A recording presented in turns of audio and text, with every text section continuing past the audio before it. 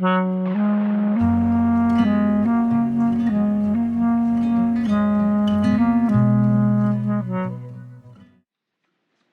마태복음 2장 13절에서 23절 말씀으로 나사렛 사람이라 칭하리라 라는 제목과 함께 말씀을 나누고자 합니다. 예수님의 생애를 알고자 할 때에 우리는 복음서를 찾아봅니다. 복음서는 이제 네 권이 있죠. 마태, 마가, 누가, 요한이 있습니다. 왜 네 권일까요? 라는 예수님의 생애를 또 똑같은 사건들을 이야기했다면 굳이 네 권일 필요가 없을 텐데 왜 네 권일까?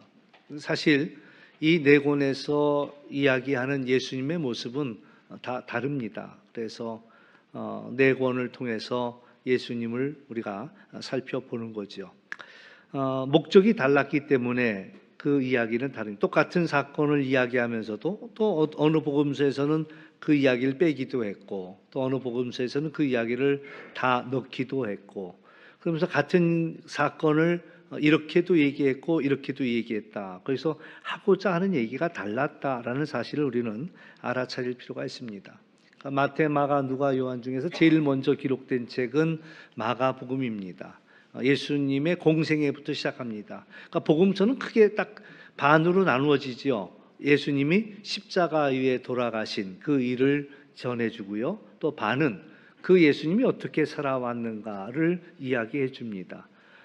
그런데 이제 마가복음은 이제 그렇게 이야기했다면 마태복음에서는 마태복음이 기록한 의도는 뭐냐면 유대인들에게 예수님이 오시기로 했던 메시아다라는 이야기를 하고 싶었습니다.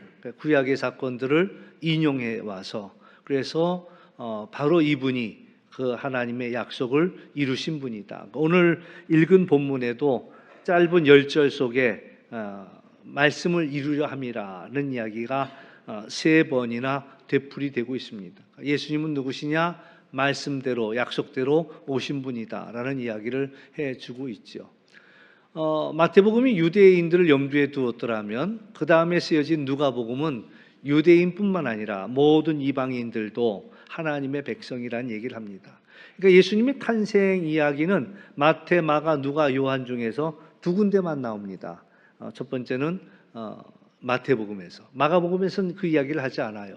그러나 마태복음에서 예수님이 바로 오시기로 했던 메시아다라고 해서 아브라함으로부터 시작해서 다윗까지 내려오는 이야기, 다윗에서부터 포로기까지 이야기, 그리고 포로기에서부터 예수님까지 그 아들 또 그 아들 누가 낳고 하면서 이야기를 했다면, 이제 누가복음에서는 거꾸로 올라갑니다. 요셉의 그 이상은 또 그 이상은 해가지고 아브라함까지만 가는 것이 아니라 아브라함을 지나서 아담 하나님에게까지 그 족보를 쭉 이어가고 있죠. 그리고 나서 요한복음은 이제 또 그 맨 마지막에 기록이 되는데 이분은 하나님의 아들이었다 해서 예수님의 신성만을 강조하기 때문에 다시 족보는 빠지고 그 이야기, 예수님의 탄생 이야기는 빠지고 태초에 말씀이 계셨고 그 말씀이 사람이 되었다, 이렇게 언급하고 있습니다. 이제 올해는 우리가 이 마태복음을 중심으로 함께 보려고 하고 있고요. 또 특별히 올해 이제 우리 교회 표어는 우리가 이야기해 왔던 대로 우리는 순례자다, 하나님이 우리를 찬송하기 위해 지었다. 다시 말해서 하나님은 우리가 예배하기를 기뻐하신다라는 이야기. 그다음에 이제 작년까지의, 올해까지의 그거는 순례자는 서로의 얼굴을 빛나게 합시다. 이제 복의 근원으로서 서로의 얼굴에 기쁨을 주자라는 이야기를 해 왔습니다. 그러면서 이제 2026년도 새해부터는 이제 순례자는 서로에게 복을 심는 자다, 서로에게 좋은 것들을 심어주자라는 이야기를 했습니다. 기쁨도 심어주고 사랑도 심어주고 믿음도 심어주고, 그 중에 제일은 이제 복음을 전해주는 일이고 전도하는 일이다. 그래서 한마디로 이제 2026년도는 전도에 대한 관심을 갖고, 그래서 이 마태복음을 읽으면서도 여기에 어떤 전도의 어떤 의미가 담겨져 있을까라는 관점을 가지고 올해 이 말씀을 보려고 합니다. 그래서 이제 오늘 말씀 속에서는 말씀이 성취되었다라는 이야기를 계속해 주고 있습니다. 그러면서 말씀이 성취되었다, 이것이 우리에게 주고자 했던 얘기고 예언의 성취라, 그렇게 이야기할 수가 있습니다. 우리가 이제 예수님을 하면 우리가 어떤 예수님을 생각합니까? 지난 대림절 기간 쭉 해왔던 얘기는 왕이신 예수님이 오셨다. 그래서 우리가 그 왕이신 예수님을 모실 것이냐라는 이야기를 했지만, 우리가 이제 예수님을 생각할 때 왕이신 예수님, 그러나 오늘 본문 속에서는 이제 예수님의 모습이 사뭇 달라지죠. 낮아지고 있는 예수님의 모습이요, 또 세상에서 도망할 수밖에 없는 예수님의 모습, 또 밀려난 예수님의 모습을 우리는 보게 됩니다. 그래서 이 마태복음 2장에서 성탄, 화려한 성탄의 이야기가 그걸로 마무리되는 것이 아니라 이제 이 이야기를 통해서 또 우리에게 보여주는 것을 보고자 하는데, 왕으로 오신 그 기쁨도 있었지만 예수님은 동시에 당시의 권력자들에게는 위협이 되었다라는 이야기죠. 그래서 헤롯은 예수님을 찾아 죽이려고 나서게 되고, 그래서 이제 요셉의 꿈에 나타나셔서 빨리 피하라. 그래서 예수님은 이 박해 속에서 도망가야만 하는, 피신해야만 하는 메시아가 되었다라는 이야기를 해주고 있습니다. 그러니까 하나님의 구원의 역사 속에는 순탄하지만은 않습니다. 하나님이 하시고자 하는 일 속에는 또 저항하는 것들이 있었습니다. 그러나 이제 오늘 결론은 뭐냐면 그 저항마저도 하나님의 섭리 속에 있는 것이고 하나님의 예언을 성취하는 그런 일이 되었다라는 이야기지요. 오늘 이제 도망가는 모습이 나옵니다. 애굽으로 피난합니다. 이거는 호세아의 예언의 성취라 이렇게 이야기합니다. 그리고 이제 헤롯이 예수님을 죽이기 위해서 2살 아래에, 동방 박사가 왔던 때를 기준으로 아이가 태어났다고 한다면 2살 아래의 남자아이들을 다 죽이면 아마 그는 죽었을 거다라고 생각하고 2살 아래의 아이들을 다 죽이는 그런 일들이 일어나죠. 그러나 이것도 예레미야서에서 있었던 예언의 성취다라고 이야기하고 있고, 결국 예수님이 애굽으로 도망갔다가 이제 헤롯이 죽었다는 얘기를 듣고 다시 이 나라로 돌아오려고 하지만 그 아들 아켈라오가 왕이 됐다는 얘기를 들으면서 나사렛에 정착하게 되었다. 이것 또한 선지자들의 예언의 성취다라고 이야기합니다. 그러면서 우리가 이제 이 구조를 놓고 본다면 박해가 있었고, 박해가 있어서 피했고, 그러나 이 피한 이 사건들까지도 하나님의 예언의 성취라는 이야기를 우리에게 들려주고 있고요. 이게 어쩌면은 전도의 과정입니다. 또 우리 교회가 살아왔던 하나의 역사라고 이야기할 수가 있습니다. 이제 12절에 이어지는 동방 박사가 하나님의 지시를 받고 다른 길로 갔다 했습니다.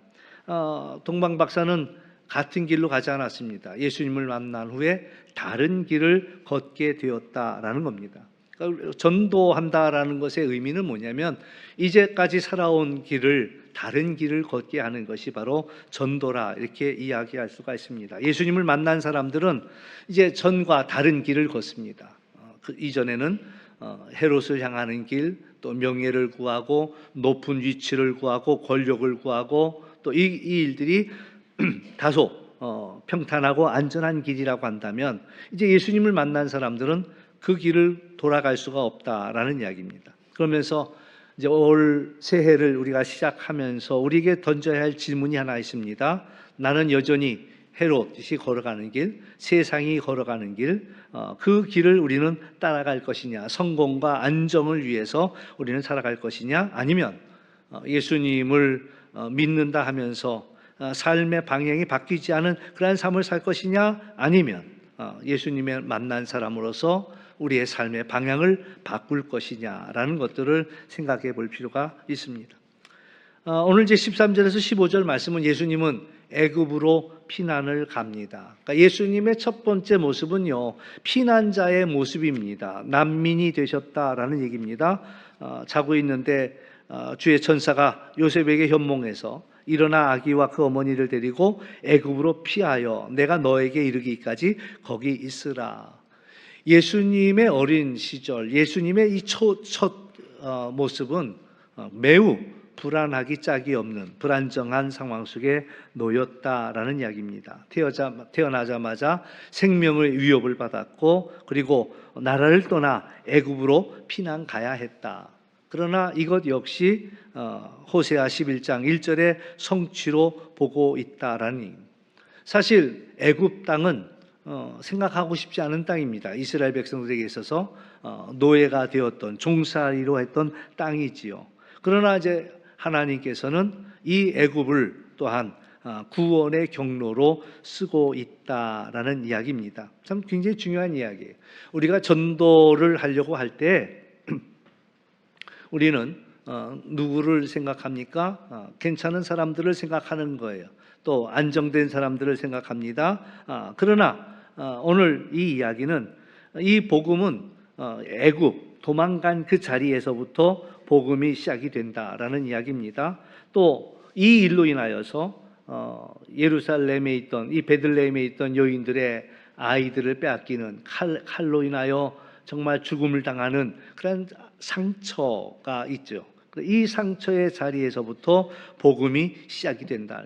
예수님조차도 밀려난 자리입니다. 나사렛으로 밀려갔습니다. 그러나 거기에서부터 복음이 시작이 되어진다라는 이야기. 우리가 복음을 전한다라고 생각할 때 편안한 그런 복음이 아니라 도망자에게 찾아가서 복음을 전해야 되겠고 또한 피난가 있는 이들에게 복음을 전해야 되겠고 상처받은 이들에게 복음을 전할 필요가 있다라는 이야기죠. 예수님은 이와 같이 애굽으로 도망가 있는 이와 함께 하셨고 헤롯의 칼에 울부짖는 이들과 함께 하셨고 나사렛의 가장 낮은 자리에도 함께 하셨다. 애통하는 자가 복이 있다. 왜? 그들이 위로를 받을 것이다 라고 했습니다. 애통하는 자가 하나님의 역사를 경험할 수가 있다라는 거지요. 그래서 복음이 필요한 자리, 우리는 문제 한가운데 놓여 있습니까? 괜찮습니다. 왜? 예수님이 그 자리에 우리를 찾아오신다라는 그런 이야기입니다. 헤롯의 분노 또 베들레헴에는 울음이 가득했습니다. 항상 복음이 전파되는 자리가 평안치 않았다라는 거죠. 헤롯은 70세 된 그리고 유다를 다스린 지가 40년이 된, 그러나 그의 마음에 여전히 마음속에 불안은 뭐냐면 누가 이 자리를 빼앗아 가지 않을까라는 생각을 하는 거죠. 그래서 유대인의 왕으로 나셨다, 예수님이 나셨다라는 얘기를 듣는 그 순간에 그는 아주 잔인한 그런 계획을 갖습니다. 동방 박사에게 그 아이가 난 것을 알려달라 했지만은 동방 박사는 이제 다른 길로 가버렸고요. 그러니까 이제 마음속에 그러면 2살 아이의 남자 아이들을 다 죽인다면 되지 않을까. 그래서 그 2살 아이를 죽이지요. 이거는 예레미야 31장에서 하고 있는 이야기가 이제 다시 되풀이된 겁니다. 라마에서 슬퍼하며 크게 통곡하는 소리가 들리니 라헬이 그 자식 때문에 애곡하는 것이다. 성경은 우리에게 어떤 아름답지 못한 이 사실을 그대로 이야기하고 있습니다. 또 고통이 없었다라는 이야기도 하지 않습니다. 그들의 고통을 감춰두리고 또 덮어두지도 않습니다. 그러나 결국 이 모든 일들은 예언 속에 나왔던 이야기라고 이야기해 주고 있습니다. 우리가 이제 복음을 전하려고 할 때 모든 일들이 다 아름답고 평안하지는 않습니다. 또 복음을 받으려고 할 때 거기에 문제가 많이 생겨요. 갈등도 생기고요. 거절도 있고 상처도 있고 눈물도 있다라는 이야기입니다. 그러나 그 눈물조차도 하나님의 구원의 역사 가운데 놓여 있다라는 이야기입니다. 오늘 우리가 전도를 얼마나 잘하느냐의 문제가 아닙니다. 오늘 헤롯 때문에 이 비극적인 일이 일어났고 억울한 일이 일어났고 설명해 줄 수 없는 그런 일들이 일어났지요. 왜 이런 일이 내게 일어났을까? 설명할 수가 없습니다. 이해할 수도 없습니다. 그러나 마태는 이 끔찍한 일들을 하나님께서 보셨고 성경에 기록했다라는 얘기입니다. 그 눈물을 지우지도 않았습니다. 덮어버리지도 않았습니다. 때로는 우리가 실패한 듯 보이는 일들이 있습니다. 우리가 아무리 이야기하려고 해도 이야기가 되지 않는 경우가 있고요. 또 침묵 속에 가슴 아픈 일들도 있습니다. 아무리 기도해도 아무 반응이 없는 일들도 있습니다. 그러나 이 모든 일들이, 심지어 실패까지도 이 모든 일 가운데 하나님은 일하고 계신다라는 그런 이야기입니다. 이제 23절에 보면 나사렛이라는 동네에 가서 살게 되는데, 이는 선지자로 하신 말씀에 나사렛 사람이라 칭하리라 하심을 이루려 함이라 그랬습니다. 물론 성경에 나사렛이라는 동네는 늦게 만들어진 동네입니다. 뒤늦게 그래서 구약 성경에는 언급이 잘 되지 않고요. 그러니까 사실 성경에서 꼬집어 나사렛 사람이라는 예언을 찾아보기는 어렵습니다. 그러나 이 모든 선지자들의 공통된 이야기는 가장 낮은 자리를 이야기하고 더 이상 낮아질 수 없는 자리를 이야기하고, 예수님은 그 더 이상 낮아질 수 없는 자리에 오셔서 우리들을 품어주셨다라는 얘기입니다. 나사렛이란 갈릴리의 변방입니다. 유대 땅도 아니고 이방인의 땅이고, 이방인의 땅에서도 변방이었다라는 이야기고요. 사람들의 생각은 그런 생각을 갖습니다. 나사렛에 무슨 선한 것이 나겠는가. 요한복음 1장 46절에 나다나엘이 했던 얘기죠. 모든 사람의 생각에 나사렛에는 선한 게 없다라는 생각을 합니다. 그리고 나사렛이라는 말 자체 속에는 멸시와 조롱이 담긴 그러한 이야기입니다. 근데 마태가 이야기하고 싶은 것이 그거예요. 메시아가 예루살렘 한복판에 오셨다라고 이야기하지 않고 멸시받는 그러한 이름 한가운데 오셨다라는 그런 이야기죠. 초대교회에서 이 그리스도인들은 그렇게 아름답게 불려진 게 아닙니다. 나사렛이란 의미가 가지고 있는 것은 그냥 무시하는 거. 그러니까 요새 얘기로 얘기한다면 예수쟁이, 그런 얘기가 되겠죠. 그러나 그 이름을 통해서 온 세상의 중심이 흔들렸다라는 얘기입니다. 그러니까 우리가 하고자 하는 얘기는 그겁니다. 예수님을 좋게만 이야기하려고 하지 말고, 포장하려고만 얘기하지 말고, 예수님만 믿으면 다 잘 된다 이런 이야기를 하지 말고 예수님은 누구시냐? 나사렛에 찾아오신 분이시다. 또 십자가를 지신 분이시다. 그래서 소외된 자, 밀려난 자들과 함께 하신 분이시다라고 우리는 이야기할 필요가 있다라는 그런 이야기죠. 오늘 우리는 어디에 서 있어야 할 것인가라는 고민을 좀 해봐야 합니다. 제가 이제 강원도 영월에서 목회를 처음 시작했습니다. 산골 마을이죠. 몇 사람이 되지 않습니다. 그래서 이제 열심히 전도해야 되겠다라는 마음을 갖고 제가 이장님만 쫓아다녔어요. 가만히 보니까 어느 시족 공동체 같더라고요. 그래서 이장님만 전도하면 이장님이 동네 사람들을 다 데리고 올 거다라는 생각을 했어요. 그래서 이장님만 열심히 쫓아다녔는데 이장님이 잘해주더라고요. 잘해주는데 그런데도 쉽게 교회를 안 나오시는 거야. 그래서 왜 안 나올까 막 이제 이렇게 생각하면서 6개월을 쫓아다닌 어느 날인데 이분이 실수로 본심을 말했어요. 실수로 본심을 말한 게 뭐냐면, 전도사님, 나더러 그 사람들이라고 얘기하는 건 무시하는 겁니다. 왜냐하면 교회 안에는 중풍병자도 있었고요, 안진뱅이도 있었고요, 또 글도 제대로 모르는 사람들도 있었고요. 그러니까 정신이 온전하지 않은 거예요. 한참 정신 지체하는 사람들. 그런 이들이 이제 교회 안에서, 목사님, 나더러 그 자리에 앉아 있으라고요? 이러더라고요. 어느 날 자기 속에 본심이 나온 거야. 그러니까는 내가 교회 갈래도 교회 안에 변변한 사람 하나 없는데 내가 거기에 앉아 있어야 되겠습니까? 그러니까 그제서야 안 거예요. 6개월 동안 이분이 날 잘해주는 줄 알았는데 이분의 본심은 전혀 여기에 없구나라는, 이게 이제 고민이 생기는 거예요. 우리 교회가 부흥하려면은 이장님과 그 수준의 사람들을 잘 전도해야 되는가? 라는 이제 고민이 생겼고, 고민 끝에 결론은 아니다. 내가 있어야 할 자리는 여기에도 끼지 못하는 사람들.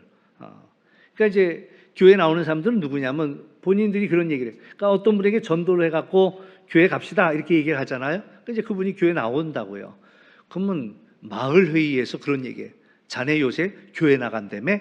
이게 딱 한마디 해. 그러면 이분이 깨갱하고는 그다음부터 교회를 안 오는 거예요. 그래서 쫓아가서 아니 왜 교회 요새 안 보이셔요? 얘기하면은 사정이 있어서 이제 당분간 못 갈 것 같다고 이러는 거예요. 그러니까 나중에 알고 보면은 마을 회의에서 교회 나간다고 또 한마디 들은 거야. 근데 그분에게만 한마디 하는 게 아니라 우리 교회 나오는 사람들한테도 자꾸 뭐라 그러더라고요. 왜냐하면 그 강원도 영월 산골짜기다 보니까 동네가 다 한 식구예요. 저만 이방인이야. 저만 이방인이 들어가서 이제 막 이걸 전하다 보니까 심지어는 어떤 일도 있었냐면 제가 그때가 88년도에 들어간 건데 그때 한참 이제 우리 사회에 뭐 그 무슨 민주화 운동 뭐 이런 거 뭐 그러니까 이제 제가 그 교회 부임했더니 이제 동네 사람들이 우리 내외를 경찰에 고발을 했더라고요. 뭐라고 고발했냐면 이 사람들 간첩이라고. 두 사람이 대학교 나왔다는데 아니 몇 푼도 안 주는 여기에 와서 한 달을 살고 있으니 누가 공작금을 대주니까 이 짓 하지. 그리고 이제 자기들 이제 뭔 교육을 시키러 들어왔다 말. 그래가지고는 신고해갖고 나도 모르는 사이에 우리 둘 다 조사를 잔뜩 받았더라고요. 그런데 의심할 만한 사람은 아니다라는 이제 결론이 나중에 났죠. 그러니까 그 사람들의 생각에는 이해가 안 되는 거예요. 자기들 이제 거기가 고추 농사를 많이 졌는데 하루 종일 고추 타도 일당이 4만 원이에요 그때요. 고추 하루 종일 따면 고추값이 좋았을 때. 근데 우리 두 내외는 한 달 동안 섬기고 교회에서 받는 게 한 달 동안 받는 게 10,000원이야. 10,000원하고 쌀 한 마리야. 88년도 얘기입니다. 쌍팔년도 올림픽 있었을 때. 그러니까 이 동네 사람들이 이해가 안 가는 거예요. 대학교 나온 두 사람이 여기 들어와서 10,000원하고 쌀 한 마리 받고 왜 여기 있냐 이거지. 그러니까 이 사람들 참 수상한 사람들이다. 예. 근데 아무튼 이분들에게 이제 얘기할 때 교회 나오는 사람들은 누구냐라고 할 때 그 동네에서도 소외된 사람들이에요. 그 동네에서도 소외된.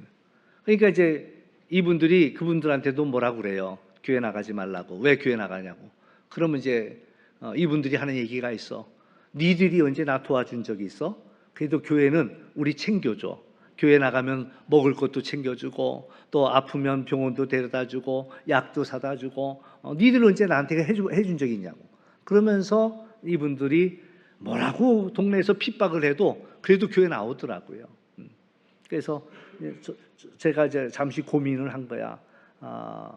우리 교회가 좀 달라지려면 이장님과 번듯한 분들이 오셔야 될 텐데 또 그러면 우리는 이 사람들은 같이 있으면 안 온다 그러고 그러면 이분들을 다 쫓아내버리고 이분들하고 교회를 해야 되는가? 이런 고민. 결국에는 아니야.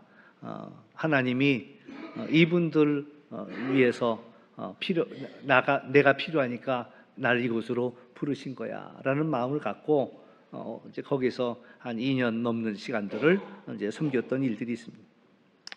오늘 우리가 전도를 하려고 할 때 누구에게 갈 것이냐, 헤롯에게로 갈 것이냐, 그 성공의 그 길로 갈 것이냐라는. 근데도 참 재미난 것은 예수님이 나사렛으로 가셨죠. 또 뿐만 아니라 부활하셔서도 뭐라고 얘기하셨냐면 내가 갈릴리로 간다. 갈릴리로 와라. 이렇게 말씀하셨단 말이죠. 나사렛도 이 갈릴리의 한 동네니까요. 오늘 우리가 나사렛으로 갈 수 있겠는가라는 그런 이야기입니다. 그래서 오늘 중요한 것은요, 우리가 어떻게 전도하느냐보다 중요한 것은 내가 어디로 갈 것이냐라는 것이고요. 우리가 나사렛을 두려워하지 않을 때 복음은 다시 살아 역사하기 시작한다라는 이야기입니다. 예수님은 나사렛 사람이라고 불렀습니다. 아까도 말씀드렸지만 그건 조롱하는 말이에요. 저 나사렛 사람들. 나사렛에 무슨 선한 것이 나겠어. 아무 기대도 없고 아무 소망도 없는 사람들이 나사렛 사람들이에요. 그런데 예수님은 나사렛 사람으로 이 땅에 오셨지만 결국 어떻게 고백했습니까? 사람들은 유대인의 왕이라고 고백했다라는 얘기입니다. 여전히 많은 사람들은 헤롯을 원하는지 모릅니다. 헤롯이 더 강하고 헤롯이 더 그럴듯해 보이니까요. 그러나 하나님은 나사렛 사람 예수를 통해서 이 땅을 구원하셨다라는 이야기입니다. 우리가 전해야 할 복음은 바로 이 복음이라는 거죠. 그분은 낮아지셨고 멸시를 받으셨고 그러나 그렇게 함으로써 우리를 살리셨다라는 얘기입니다.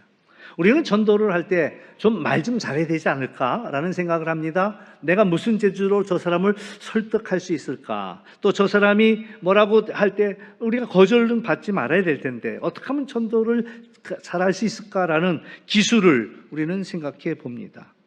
그런데 오늘 우리에게 주는 메시지는 나사렛으로 가서 함께 거하라라는 얘기입니다.